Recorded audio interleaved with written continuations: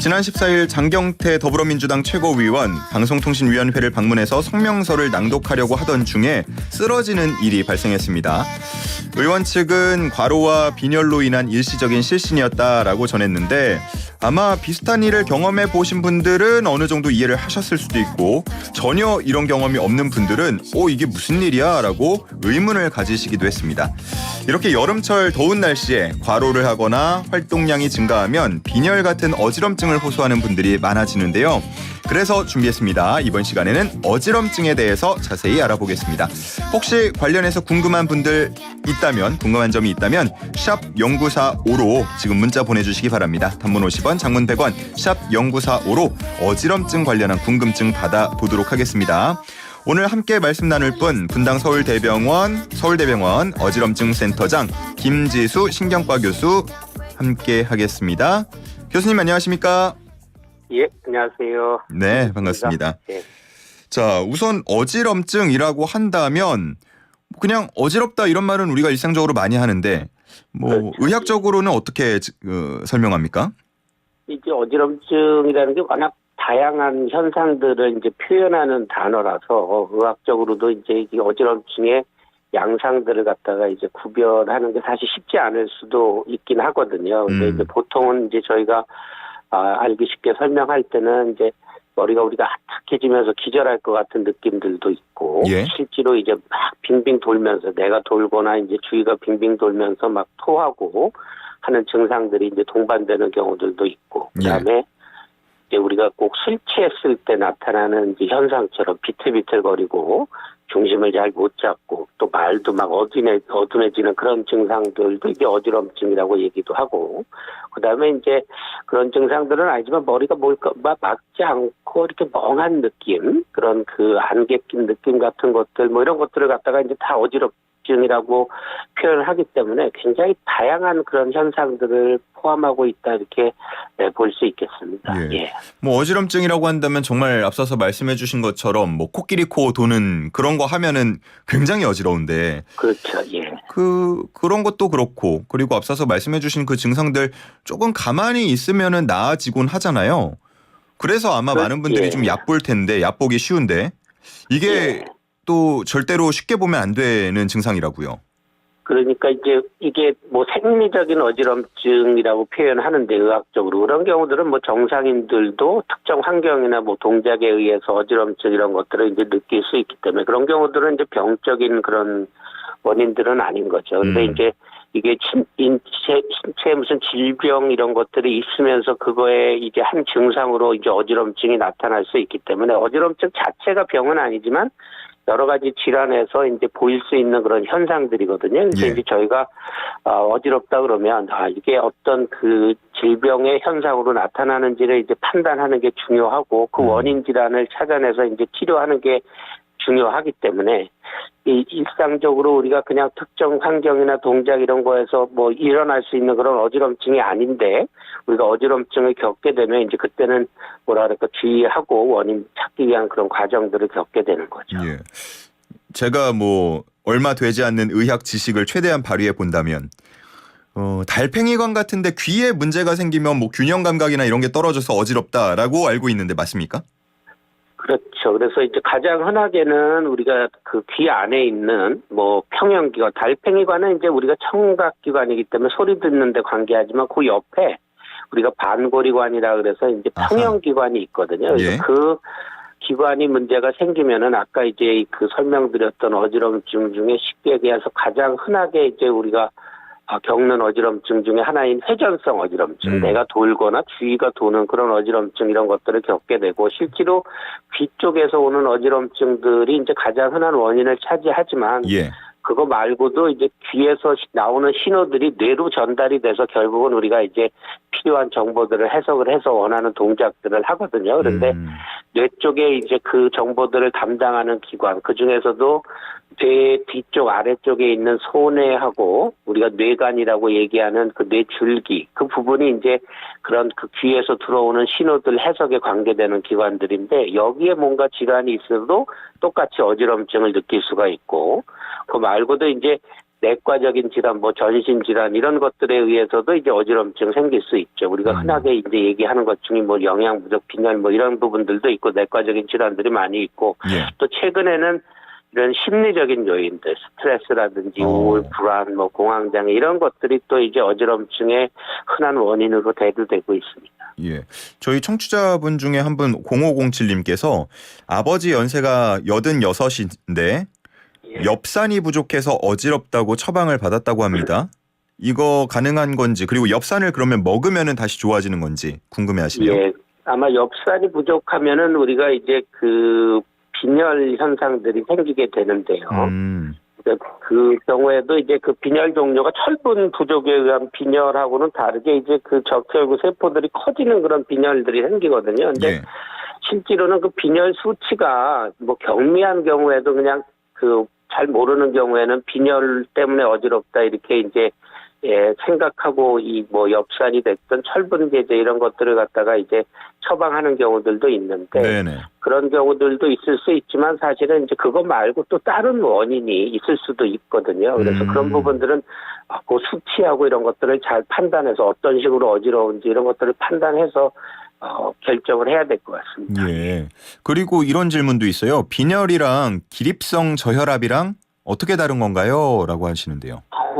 빈혈이라는 건 이제 의학적으로 우리 혈액 내에 그 헤모글로빈 혈색소 수치가 이제 떨어지는 그런 경우들을 이제 빈혈로 정의를 하고 예. 거기 이제 빈혈이 생기게 되면 이제 그 혈색소를 통해서 우리가 혈액을 통해서 혈액이 이제 각 기관으로 산소를 이제 공급하는 거 아니겠습니까? 그리고 그 산소를 또 이용해가지고 우리가 이 에너지를 얻고 이러는 건데 이제 그런 과정이 잘못돼서 생기는 현상들이고 저혈압은 말 그대로 이제 그 각 기관으로 보내는 그 피 압력 우리가 이제 뭐 수도 같은 거 생각해 보면 이제 그 수압 이런 것들이 떨어지면은 왜 물이 잘 안 나오는 것처럼 그 압이 떨어져 가지고 이제 그 혈액이 제대로 공급되지 않는 그런 현상들이기 때문에 이제 의학적으로는 조금 좀 다른 기전이라고 봐야죠. 예.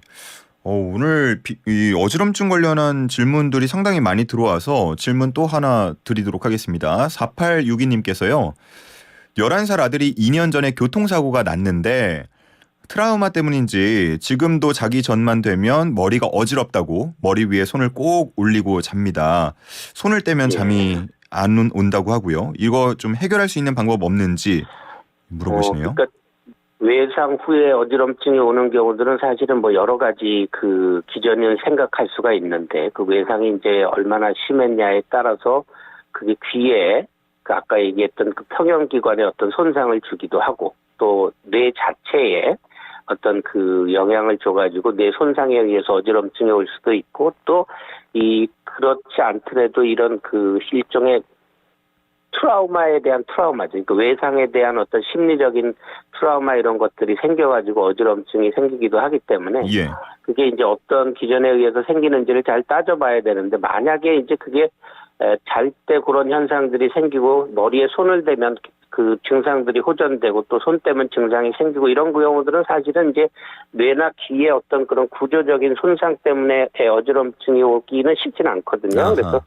그런 경우들은 제가 뭐 진찰 안 하고 다 판단할 수는 없지만 아마 심리적인 요인들이 좀 많이 관여되지 않을까 뭐 그렇게 생각해 볼 수 있겠습니다. 그러면 질문 주신 분의 경우 만약에 병원을 간다라고 한다면은 좀 정신과 쪽으로 찾아가는 게 맞는 겁니까? 어떻게 됩니까? 그러니까 그거는 이제 그 진찰을 좀 해봐야 되고 어지럼증 양상이라든가 이런 것들을 이제 다 들어보고 진찰해서 진짜 그 어린이가 귀나 머리 쪽에 중심 잡는 기능이라든가 이런 손상 가능성이 이제 없는지 이런 것들을 다 확인하고 그다음에 그런 게 괜찮다 그러면은 이제 그때는 저희가 이제 정신과에 의뢰해서 같이 이제 치료하거나 하는 부분들을 갖다가 상의를 드리게 되죠. 알겠습니다. 그 어지럼증의 경우는 여름철, 뭐 7월, 8월 이렇게 폭염이 지속될 때 많이 발생한다라고 알고 있는데 더우면은 어지럼증이 늘어나는 겁니까? 어지럼증 기전 중에 아까 말씀드린 것처럼 이제 저혈압 같은 경우도 있을 수 있는데 이제 여름철에 많이 더위가 이제 심하고 그 더위에 노출되고 땀을 많이 흘리게 되면 이제 혈관들도 이제 확장이 된 데다가 탈수 증상 이런 것들이 이제 생기면서 그게 혈액 공급 이런데 이제 문제를 일으키기 때문에 어지럼증이 이제 더 생길 수는 있죠. 근데 그런 경우들은 사실 좀 제한적인 경우고 대부분 이제 그 어지럼증을 일으키는 질환들이 딱히 뭐 여름철에 더 많이 생긴다 이렇게 볼 수는 없을 것 같습니다. 그래서 그런 어지럼증은 뭐 일시적으로 오는 어지럼증이기 때문에 사실은 이제 환자들이 고통받는 그런 뭐 만성적인 어지럼증, 반복적인 어지럼증, 뭐 심한 어지럼증의 주된 원인은 아니라고 볼 수도 있죠. 예. 근데 이제 느끼는 입장에서는 이게 일시적인 건지 아니면은 병원에 가서 치료를 받아야만 하는 그런 어지럼증인지 판단하기가 쉽지가 않잖아요. 그렇죠. 예. 어떨 때 병원에 가야 되는 겁니까? 근데 이제 우리가 아까도 말씀드렸지만 뭐 정상인도 특정 환경에 노출된다. 심한 더위에 뭐 노출된다. 뭐 아니면 심하게 스트레스를 받는다든지 아니면은 내가 무슨 뭐 어떤 사람들이 많이 북적이는 데라든지 뭐 이런 폐쇄된 데 이런 데 갔을 때 어지럼증을 느낀다. 이런 경우들은 이제 대개는 뭐 신체 질환들이 심각하게 있어갖고 어지럼증을 느끼는 경우는 아니라고 볼 수 있죠. 그래서 예. 그런 경우들이 뭐 이제 해소되고 나서 어지럼증이 좋아지고 뭐 다시 재발하지 않는다. 그러면 그것 때문에 뭐 걱정할 필요는 없는데 그런 특별한 요인들이 없는데도 불구하고 어지럼증을 느낀다거나 아니면 그냥 단순히 뭐 어지럽고 이렇게 머리가 맑지 않고 뭐 띵한 느낌도 이런 거 말고 진짜로 주위가 빙빙 도는 그런 어지럼증 또는 이제 아까 말씀드렸던 어지럼증 양상 중에 비틀거리고 중심을 잘 못 잡거나 말이 어둔해지거나 이런 것들을 동반하는 어지럼증은 신체 질환들에 의해서 생기는 경우들을 꼭 의심을 해야 되기 때문에 그런 경우들은 반드시 그 병원에서 어떻게 보면 진료를 받으셔야 돼요. 예. 이런 경우는 어떻습니까? 3442님인데 저는 60대 초반 남성인데요. 1분쯤 쪼그려서 앉았다가 일어나면 머리가 띵하고 비틀거리면서 잠시 어지럼증이 일어납니다라고 하십니다. 예, 그런 경우들은 이제 그 우리가 의학적으로는 기립성 어지럼증으로 분류를 하는데 대개는 이제 그 기립성 어지럼증이라는 거는 이제 앉았다 일어날 때 순간적으로 혈압이 떨어지거나 혈액순환이 이제 그 문제가 생겨서 오는 그런 그 어지럼증이거든요. 그래서 그냥 오기도 하는데 많은 경우에는 이제 혈압약, 뭐 심장약, 전립선약 이런 약들을 이제 드시는 경우에는 그런 어지럼증을 좀 흔히 느낄 수가 있고 또 다리 하지 쪽에 이 근력 이런 것들이 근육 이런 것들이 이 좀 부족하거나 이런 경우들은 일시적으로 그런 그 저혈압 현상들이 쪼그리고 앉았다 일어날 때 이제 생기거든요. 예, 그래서 예. 그거는 이제 만약에 내가 그런 약 복용력이 없고 그다음에 따로 특별히 문제가 없다 그러면은 일단은 앉았다 일어날 때 혈압이 떨어지는지를 확인하는 게 사실은 이제 제일 중요하고 만약에 그러면 약 복용력이 없으면 다른 원인들 뭐 자율신경계통의 기능들이 떨어져 있는지 근육량들이 부족한 건지 이런 것들에 대한 판단들이 좀 필요하죠. 예. 앞서서 저희가 뭐 여름철에 더위가 이어지면은 어지럼증을 겪는 분들이 늘어날 수 있다라고 말씀을 나눴는데 그 여름철 다가오면은 보통 다이어트 하시는 분들이 또 많아지잖아요. 예. 그러면은 밥을 거르는 경우도 많아요. 그렇죠. 예. 밥을 굶으면 더 어지럼증을 많이 느낄 수 있다. 맞습니까? 그러니까 뭐 얼마나 굶느냐에 따라서 이제 다를 수 있겠는데 이게 이제 그 정도의 차이라고 볼 수 있겠죠. 근데 뭐 한 끼만 굶어도 사실은 이제 막 어지럽고 이 기운 없고 이런 것들을 호소하시는 분들도 있고 뭐 또 뭐 한 끼 굶는 거 같고 크게 문제 없이 넘어가시는 분들도 있는데 그런 것들이 자꾸 반복이 되거나 이러면은 이제 그게 혈당 부분에도 문제가 되면 혈당들이 떨어지게 되면 이제 그거 자체도 어지럼증의 원인이 될 수 있고 특히 이제 뭐 기저질환 있는 분들은 더더욱 어지럼증을 더 심하게 느낄 수 있겠죠. 그리고 그게 장기적으로 지속이 되다 보면 아까 얘기했던 그런 뭐 영양 부족 이런 거 관련해서 빈혈도 생길 수 있고 실제로 관련된 그런 필수 우리가 보통 비타민, 영양분 이런 것들이 부족이 되면 그것도 어지럼증의 원인이 될 수는 있겠습니다. 예. 4111님께서는요. 한 번 어지러우면은 정신을 못 차릴 정도인데 병원에서는 메니에르병 진단을 받았습니다. 이거 완치 가능한가요? 이렇게 물어보십니다. 예, 메니에르병은 이제 그 귀 안에 아까 말씀드렸던 평형기관의 그 림프액이라는 게 이제 그 순환을 하는데 우리 몸에서 혈액이 순환하는 것처럼 그 림프액이 이제 순환되는 과정에서 그게 과도하게 만들어지거나 또 뭐 흡수가 잘 안 되거나 이런 것들이 이제 원인이 돼서 주기적으로 반복적으로 어지럼증이 이제 생기는 병이죠. 그래서 막 진짜로 심하게 이렇게 빙빙 도는 어지럼증이 몇십 분, 몇 시간 막 이렇게 지속되다가 또 괜찮아지고 또 반복이 되고 그러면서 청력이 이제 떨어지는 그런 현상들이 동반이 될 때 우리가 메니에르 병이라고 진단을 하는데 예. 뭐 그 병 자체가 저절로 좋아지기도 합니다. 시간이 일정 기간 지나면 이제 관해가 와서 좋아지기도 하는데 증상들이 반복이 될 때는 약을 써서 그 어지럼증 발작이 오는 것들을 갖다가 이제 예방하는 치료를 하기도 하고 또 그 약으로 다 조절이 안 되고 청력들이 많이 떨어져 있어서 이제 귀 쪽의 그 기능들이 크게 뭐 일상생활에 도움이 안 된다고 판단될 때는 저희가 귀 안에 그 마이신계통의 주사를 갖다가 놔가지고 신경을 죽이는 치료를 하고 뭐 그러거든요. 그래서 뭐 완치될 수 있냐 그러면 좋아질 수 있다 이렇게 말씀드릴 수 있고 좋아지지 않는 경우에는 여러 가지 약물 치료라든지 주사 그다음에 수술 뭐 이런 요법들도 저희가 이제 고려를 하죠. 알겠습니다. 제가 앞에서 또 얘기를 했기 때문에 이 오해와 진실을 하나 풀어주셔야 됩니다. 단답형으로 해주시면 좋을 것 같은데 예, 여자들이 남자들보다 어지럼증에 더 취약합니까? 저희가 이제 그 데이터를 분석을 해보면 여자들이 남자들보다는 한 1.5배 정도 어지럼증이 이제 흔한 것, 환자 분포를 보면은 이제 그렇죠. 근데 그게 이제 어지럼증 질환에 따라서 좀 다르고요. 예. 그 어지럼증 질환들이 이제 굉장히 다양한데 이제 그 중에서도 병원에 주로 찾아오는 그런 질환들은 한 뭐 대여섯 가지가 이제 한 80% 이상 차지하거든요.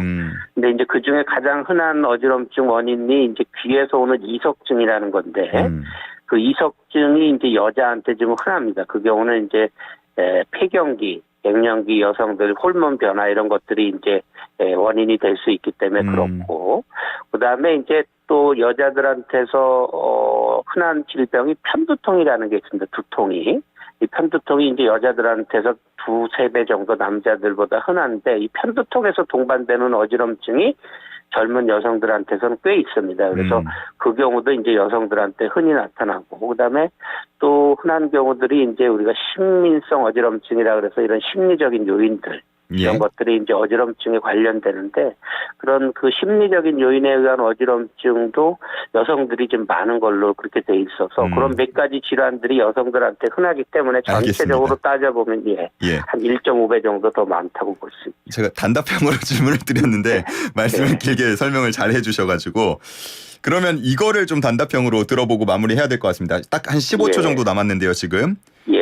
어지럼증 예방법 가장 중요한 거 한 가지만 말씀해 주세요. 가장 중요한 거는 이제 스트레스를 덜 받고 규칙적으로 이제 운동하면서 음식 같은 거를 싱겁게 드시고 이런 것들이 이제 제일 중요하고 제가 말씀드리는 거는 이제 특히 노인 인구에서 고혈압, 당뇨, 고지혈증 같이 이런 혈관 그 질환 위험성들이 있는 분들은 관리를 잘 하시고 정기적으로 운동하시는 게 제일 중요하다고 볼 수 있습니다. 알겠습니다. 오늘 여기까지 듣겠습니다. 고맙습니다.